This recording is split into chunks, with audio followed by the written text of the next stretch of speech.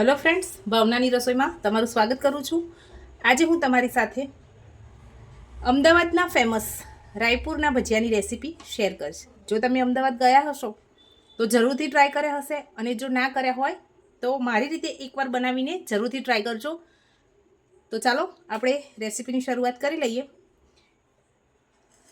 आ गोटा बनाववा माटे आपणे चणा रेग्युलर बेसन नहीं, चणानो ककरो लोट लईशुं। एमांथी थोड़ो ओछो આપણે જે રેગ્યુલર ચણાનો લોટ લઈએ છીએ એ લઈશું। આમાં આપણે જે ઉપરનું પડ ક્રિસ્પી હોય છે એ સોજીના કારણે હોય છે, તો આપણે આમાં સોજીનો પણ ઉપયોગ કરીશું। આપણે ધાણાનો ભૂકો કરી લીધો છે, લીલા સમારેલા ધાણા છે, લીલા મરચાં છે અને 1 બાઉલ જેટલી લીલી મેથી લીધેલી છે, લીંબુનો રસ છે અને આપણે સ્વાદ પ્રમાણે મીઠું ઉમેરીશું। તો ચાલો આપણે રેસીપીની શરૂઆત કરી લઈએ। આપણે 1 બાઉલ લઈ લીધું છે, એમાં ચણાનો કકરો લોટ છે એ ઉમેરી દઈશું। જે આપણે રેગ્યુલર બેસન હોય છે એ 1 વાટકી જેટલો લીધેલો છે એ ઉમેરી દઈશું। હવે આપણે એમાં 1/4 કપ જેટલી સોજી ઉમેરીએ, જેથી આપણો ઉપરનો જે ભાગ હોય છે એકદમ ક્રિસ્પી બનીને તૈયાર થાય। હવે બધું સરસ મિક્સ કરી લઈએ। આપણે પહેલા આ ત્રણેય લોટને સરસ રીતે મિક્સ કરી લઈશું। હવે આપણે સમારીને રાખેલી અને ધોઈ રાખેલી મેથી ઉમેરી દઈએ। 1 બાઉલ મેથી લીધેલી છે।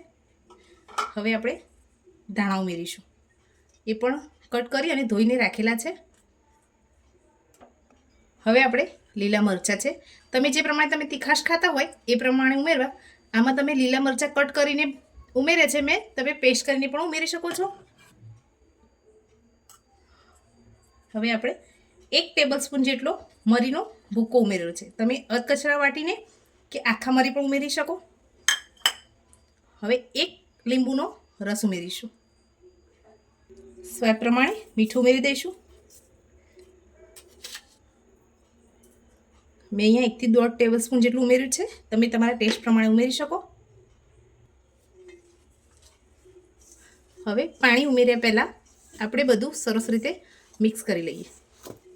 મેથીમાં પાણી હોય છે એટલે આપણને ઉપરથી કેટલું પાણી ઉમેરવું એ આપણને ખ્યાલ આવી જાય। સરસ રીતે બધું મિક્સ કરી લઈએ। આ ગોટાનું બેટર આપણે જે રેગ્યુલર ભજીયા બનાવીએ છીએ એટલું પતલું નથી બનાવવાનું, આનું બેટર થોડું આપણે થીક રાખીશું। હવે આપણે 1 ટેબલસ્પૂન જેટલો ખાવાનું જે સોડા આવે છે એ ઉમેરી દઈશું। હવે બધું મિક્સ કરી દઈએ, સરસ રીતે મિક્સ કરી દઈશું।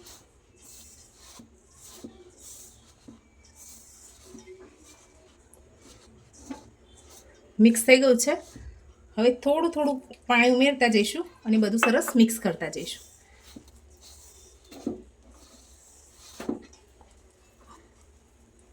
જરૂરિયાત મુજબનું પાણી ઉમેરતા જઈ અને બેટર મિક્સ કરી લઈએ।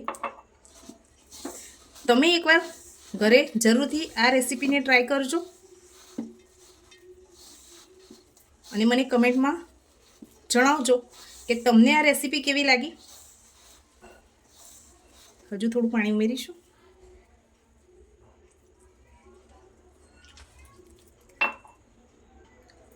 આપણું બેટર સરસ તૈયાર થઈ ગયું છે।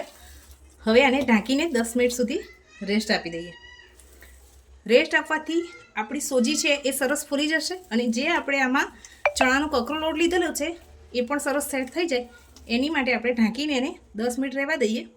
ત્યાર સુધી આપણે એક બાજુ તેલ પણ ગરમ થવા મૂકી દઈએ। 10 મિનિટ થઈ ગઈ છે। હવે તમે બેટર જોઈ શકો છો, સરસ રીતે તૈયાર થઈ ગયું છે। હવે આપણે તેલ પણ ગરમ થઈ ગયું છે એટલે ભજીયા ઉતારી લઈએ। રેગ્યુલર જે આપણે ગોટા બનાવીએ છીએ એના કરતાં આ ગોટાની સાઈઝ થોડી મોટી હોય છે, તો આપણે એ રીતે મોટા શેપમાં ઉતારીશું। આ રીતે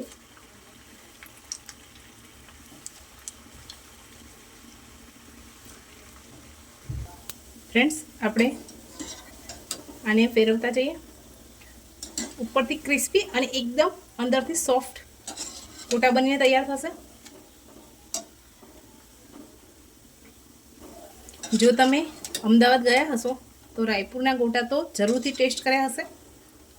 તો આ રેસીપી ઘરે ટ્રાય કર્યા પછી તમને એ ગોટા અને આમાં કેવો ટેસ્ટ લાગ્યો એ મને કમેન્ટ કરવાનું ભૂલતા નહીં. આપણે આની ગોલ્ડન બ્રાઉન કલર આવે ત્યાર સુધી ફ્રાય કરી લઈએ. ફ્રેન્ડ્સ, આપણા રાયપુરના ગોટા બનીને તૈયાર છે. હવે એને સર્વિંગ બાઉલમાં સર્વ કરી લઈએ. ઉપરથી એકદમ ગોલ્ડન કલરના થઈ ગયા છે. ઉપરથી ક્રિસ્પી અને અંદરથી એકદમ સોફ્ટ એવા રાયપુરના ગોટાની રેસીપી છે. ફ્રેન્ડ્સ, આપણા રાયપુરના ગોટા બનીને તૈયાર છે. એને ડુંગળી અને લીલા મરચાં સાથે સર્વ કરીશું. તમને કેવી લાગી રેસીપી છે? અને તમે ઘરે પણ જરૂર ટ્રાય કરજો. અને આવી અવનવી વાનગીઓ જોવા માટે મારી ભાવનાની રસોઈ ચેનલને સબસ્ક્રાઈબ કરવાનું ભૂલતા નહીં. Thank you.